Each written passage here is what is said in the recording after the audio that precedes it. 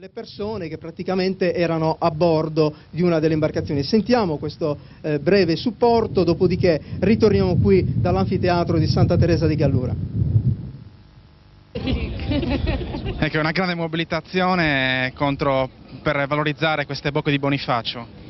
Per valorizzarle con il parco internazionale e per salvarle dal disastro ecologico che potrebbe succedere, sarebbe veramente immane, irreversibile, con l'incidente di una petroliera, di una gassiera, di una chimichiera. Ricordiamo che ne passano quasi 5.000 l'anno qua, quindi WWF chiede intanto la creazione del parco internazionale delle bocche di Bonifacio, che riuscirà a salvare la natura meravigliosa di questa parte della Sardegna, e riuscirà tramite organismi internazionali anche a cominciare a pensare a bloccare il traffico di queste navi pericolose in questo stretto di mare. Da tanti anni questa emergenza è in piedi, se ne parla, ci sono mobilitazioni, questa potrebbe essere davvero la volta buona? Noi siamo certi che sia la volta buona.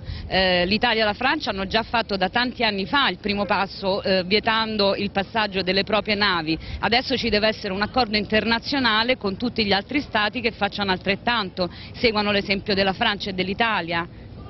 È un momento importantissimo e per noi del WWF è un punto di arrivo, un punto di partenza.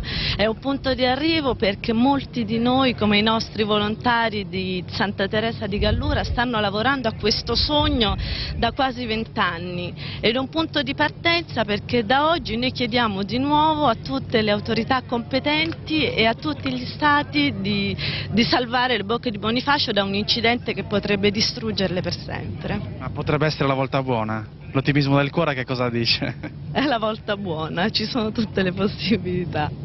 Che succede? Intanto avevano promesso le istituzioni, i politici, che ci sarebbe stato poco vento e il mare sarebbe stato calmo.